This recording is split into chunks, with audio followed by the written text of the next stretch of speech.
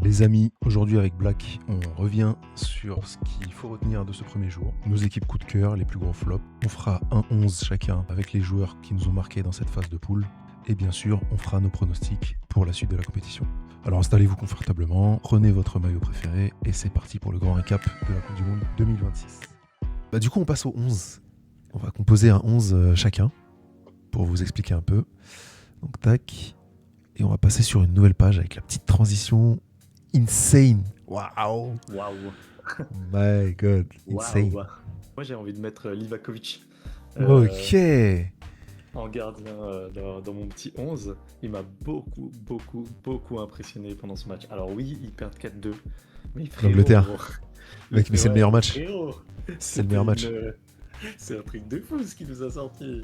C'était un rempart. S'il n'était pas là, c'est pas 4-2 qu'il allait avoir. C'est 25-2, mec. Honnêtement, Van Dijk et Upamecano, pour moi, c'est ma charnière que, genre, ils ont été solides, ils ont fait ce qu'on avait besoin, c'est des tauliers, c'est des patrons, ça bouge pas. Oui, Faut vraiment souligner la perf de Upamecano, faut vraiment le faire. En latéral gauche, je t'ai dit, je parlais d'Aurélie. Après, en latéral droit, là j'ai un peu plus de peine, mais moi j'ai beaucoup aimé de nouveau ce match. Moi, Croatie-Angleterre, il m'a choqué. Moi j'ai quand même trouvé que James avait fait un bon match. Donc, je souligne que j'ai pas vu tous les matchs, donc j'ai certainement raté d'excellents latéraux. C'est un peu par défaut pour l'instant, même si je trouve qu'il a fait un match correct. Milieu de terrain. J'aimerais commencer par Koné. Je trouve qu'il a fait un excellent boulot, il m'a impressionné. Et physiquement, il est flippant, le frérot. Je trouve qu'il a quasiment pas de défaut, le mec. C'est vraiment trop fort. Même techniquement, il est ultra fort, le mec. À un moment, il arrive devant la surface, passement de jambe. Il fait une passe, 1-2 dans la surface. Il se retrouve en face à face avec le gardien. C'est incroyable. Il sait tout faire. Bellingham, il se surpasse à chacun de ses matchs. Je pense qu'il va être décisif pour l'Angleterre, à mon avis. Il va être la pièce maîtresse qui va probablement l'emmener jusqu'en finale. Il fait une passe D à Kane et il marque aussi. En offensif, là, je pourrais mettre un Manzorbi. Les mecs qui sont la pile électrique qui fait changer l'aspect d'un match. On passe d'un match ennuyant à un match que tu t'assois et tu te penches en avant pour regarder quand ils touchent le ballon. Et ils apportent la vitesse, ils apportent la percussion et la magie en fait au match. C'est qui est stylé. En ailier gauche. Gakpo, ouais, clairement Gakpo, ça pourrait fit là, clairement. Allez, ça me plaît bien. Et puis devant, j'en mettrais deux. Soit tu mets le dictateur, soit tu mets Haaland. Haaland, c'est je crois 40% de toute conversion de ses frappes, mec. 40%. Haaland et Mbappé, voilà, c'est actuellement. C'est Ok. ça, on pourrait rentrer. Évidemment, Messi, il aurait sa place à tous les postes d'un 11, mais je le mets au-dessus de tout ça. Pour moi, c'est bon. Ça ressemblerait grosso modo à ça. On va voir si on a des choses. Gardien, j'en ai 3. J'ai mis Neuer parce que le mec a 40 et quelques. Ça fait tellement longtemps qu'il est là. Il a fait tellement de choses dans le foot. Et c'est sûrement la dernière fois qu'on va le voir dans un mondial. Le niveau qu'il affiche en Ligue des Champions cette saison, c'est un truc. Et sur le mondial, c'est un truc aussi. En vrai, Neuer, c'est abusé la longévité du mec. Il faut respecter et il apporte une sérénité de fou avec son expérience. Même si ça lui arrive de faire 2-3 erreurs. Parce que forcément, quand tu prends des risques, à un moment, tu payes cash. Mais il porte toujours ses couilles, il monte haut. L'autre fois, il était quasiment sur la ligne médiane. Il met une grosse tête, première intention. C'est un malade. J'aime ça, mec. Il faut être fou pour jouer ce poste. C'est une petite cachée d'Oliver Kahn, mec. J'ai pas vraiment besoin de me justifier pour lui. Mais voilà. En deuxième, j'avais Livakovic. Et Vozinha, le chat. L'Instagrammeur, le charmeur. En central, j'ai Upamecano en premier. Parce que c'est n'importe quoi ce qu'il fait. Des perfs de ouf. Et en vrai, il sauve la France. Il sauve la France parce que la France est immature en vrai dans son jeu. Et qu'est-ce qu'il est rapide en plus, mec. Mais c'est choquant. Il se fait pas souvent prendre de vitesse. Et même quand il se fait prendre de vitesse, il revient. J'ai mis Gabriel, pas en dessous. Il est vraiment au même niveau. Pour moi, j'ai l'impression qu'il est impassable. J'ai l'impression qu'il est cheaté. Tu vois, dans FIFA, quand t'as un joueur cheaté, ça se ressent, tu vois. Le bonus qui chip là. Ouais, il galère pas. Il galère pas. C'est trop facile, en fait. Cheaté. Et j'ai mis Gueye. De l'autre côté, j'ai mis Pacho. Pareil que Gabriel, en fait, c'est n'importe quoi, genre. Il rate rien en fait, c'est trop fort. Pacho, c'est trop fort. J'ai mis Ta. Moi, c'est un joueur, il me choque en vrai. Le mec, il fait 100 kilos. Mais en vrai, il est ultra technique en plus pour son poids, le mec. Le mec, il fait 100 kilos. À un moment, il fait un espèce de sombrero en une touche sur un gars. Il récupère le ballon. C'est trop. Je suis biaisé, mais pas que. Un défenseur. Je suis pas un mytho. Il est vraiment Oui, fort. voilà, c'est ça que je veux dire. Vraiment fort. Tu m'as pas sorti Rudiger parce que t'es un fan du Real, tu vois, parce que là, on Oui, oh on non, est d'accord, tu vois. Oh non. Depuis que je regarde le foot, c'est le pire joueur que j'ai vu jouer. Alors Il qu'il est y a nul, 2 hein, ans, Rudiger, il y a 2-3 ans, mec, je trouvais que c'était un excellent joueur. Mec, je trouve que c'est le pire. Je n'ai jamais vu un joueur moins bon que ce mec-là. C'est une horreur ce qu'il fait sur le terrain. Bref, passons à la suite. Dumfries, mec. J'ai hésité, j'aurais dû. En fait, une fois qu'il est lancé, c'est un train. Il faut se dire que les Pays-Bas, ils jouent sans Frimpong. Et ils arrivent quand même à s'en sortir. Dumfries, il perf de fou. Donc j'ai mis Wan-Bissaka parce que contre le Portugal, c'est solide la perf qu'il fait. Comme d'habitude, hein, toujours très hargneux, il s'arrête jamais le mec. Hakimi parce qu'il s'est comporté en leader, je crois qu'il a marqué un but. De côté, j'ai mis Ait Nouri, mais il est peut-être pas premier. En premier, je mets Nakamura. On n'a pas parlé du Japon encore, mais c'est insane ce qu'ils font. Les mecs qui sont invaincus depuis l'année dernière, je crois. C'est vraiment leur collectif qui les rend compétitifs. Tu vois. Totalement. C'est ce qui fait que ça tient.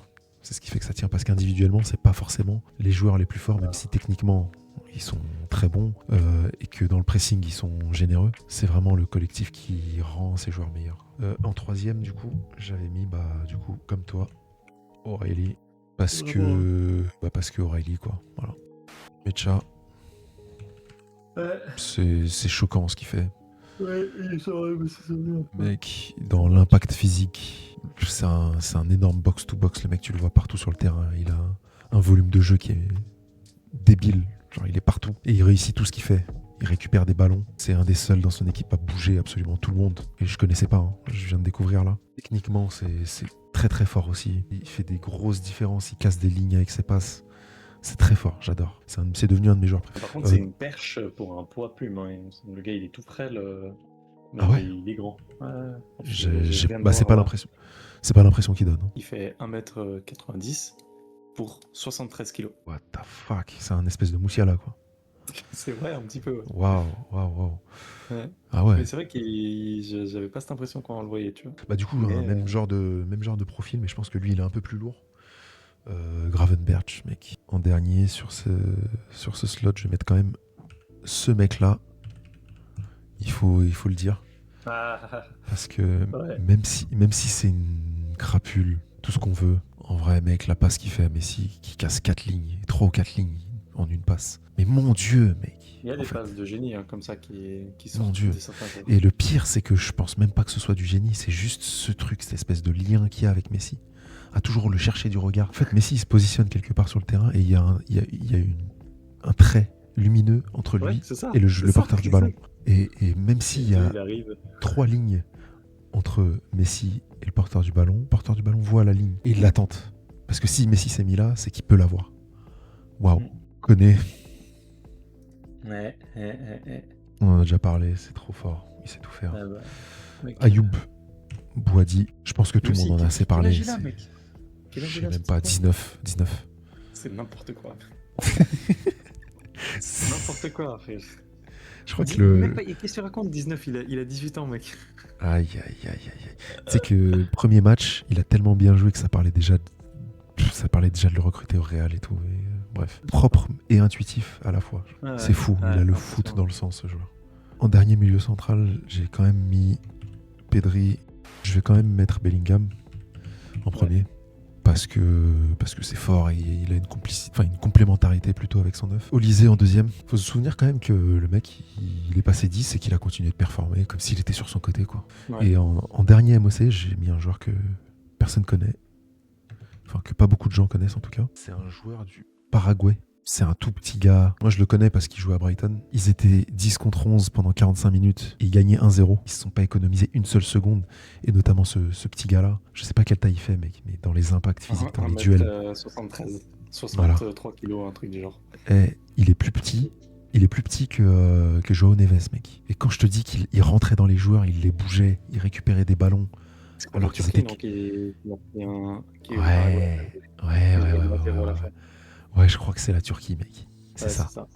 Ok, on passe aux ailiers gauche. En premier, je mets ce mec. Pour moi, ça, c'est un des joueurs les plus sous-cotés de la planète. Déjà, faut se dire un truc. C'est qu'il joue au poste d'un mec qui s'appelle Jérémy Doku, tu vois. Et en fait, il a pas l'air C'est même ridicule. plus qu'une journaliste en pense. C'est terrible. Mon Dieu. Je ne comprends pas. Quand tu as la chance, parce qu'il faut réaliser que c'est vraiment une chance de participer à une Coupe du Monde, c'est un bonheur inouï, il y a des centaines de footballeurs qui tueraient pour être à ta place, ça se représenterait peut-être pas plus jamais dans ta vie, c'est vraiment un moment particulier, c'est un rêve de gosse que tu réalises, et tu vas quitter tout ça pour aller assister à la naissance de ton enfant, qui est un moment dégueulasse, excusez-moi, où le papa ne sert à rien. Quelle situation, c'est un truc de ouf. Moi j'ai cru que c'était une blague. La percussion, le nombre de dribbles réussis qu'il arrive à faire, le mec, mais c'est insane. J'ai l'impression qu'il perd pas de ballon, ce mec. Et en plus, il fait les retours défensifs. Sur son dernier match, il me semble bien qu'il met un doublé. Je mets Gakpo derrière. Gakpo, en plus, c'est triste. Il a annoncé une triste nouvelle. Il a perdu son fils, le pauvre. Force à lui. En vrai, j'espère que ça ira et qu'il s'en remettra. Rashford. En vrai, c'est un joueur qui s'est beaucoup fait cracher dessus et qui a eu une carrière pas évidente, notamment avec Manu. Mais il a eu une sorte de renaissance quand même avec Barça. Alors à droite, est-ce qu'on parle ? On parle pas. On parle pas. Non, c'est bon. On parle pas. Derrière, je mets Somerville. Il prend la profondeur, il prend les 1v1. C'est un bon joueur, c'est un joueur complet. Il fait les retours def et il hésite pas sur les efforts. Et en dernier, j'ai mis Oscar Bob. En 9, du coup, j'ai mis Kane, comme on l'a vu. Je trouve que c'est très fort, ce joueur. Tu peux le mettre ici, tu peux le mettre ici. Tu peux le mettre ici, mec, ce joueur-là. Très souvent, il se retrouve ici. Il se retrouve là. Je le vois trop en coach. Et il se retrouve là et il fait des relances qui font exactement ça. Mec, t'es qui en fait ? Qui es-tu ? Parce qu'on a vu Messi. On a vu Messi faire ce genre de mouvement. Tac, il se retrouve ici, peut-être des fois sur la ligne défensive. Ouais. Il relance tranquillement. Enfin, une fois de temps en temps, quoi. Après, il marche jusqu'ici. Voilà, tac. exact. Tu vois ? Et moi, je trouve qu'il y a un peu du Messi dans Kane, mais avec un peu plus d'envie défensive. Il récupère des ballons. Il a une qualité de relance qui est hors norme, surtout pour un joueur de son poste. C'est n'importe quoi. Qu'il sache donner le ballon comme il le donne, ouais, c'est sûr. Et ce que j'aime en fait avec Kane dans cette équipe-là, c'est que Bellingham, il a une tendance à pas mal descendre. C'est un espèce de box-to-box très généreux. Ouais. Mais Bellingham, il a toujours cette tendance à beaucoup se projeter vers l'avant. Il se retrouve souvent dans des positions comme ça, tu vois. Et Kane, en descendant, il ouvre un espace, tu vois. Et ça, c'est intéressant pour Bellingham. C'est ce qui fait que ça marche bien, je pense, cette équipe d'Angleterre. C'est que Kane, il ouvre un espace que Bellingham aime bien occuper. Ça rend cette équipe d'Angleterre vraiment dangereuse parce que sur les côtés, ils sont également dangereux, notamment avec ton Madueke qui est un monstre dans la percussion. J'ai mis Haaland. Bon, est-ce qu'il y a besoin vraiment de détailler ? C'est Haaland, quoi. Le mec, il a plus de buts en sélection. Hein. Il a plus de buts que de matchs joués. Et Brobbey, parce que en vrai, c'est un rookie, c'est un bourrin. Le mec, il a un physique de fou malade. Il a à la fois une qualité dans le dernier geste qui est vraiment très très rare. Donc voilà, ça c'est mon équipe. Il y a au moins un de ces joueurs-là qui va gagner la Coupe du Monde. On va pouvoir passer à la suite. Donc on a passé le 3e chapitre. On va passer à l'actu, ça va être un peu plus périlleux.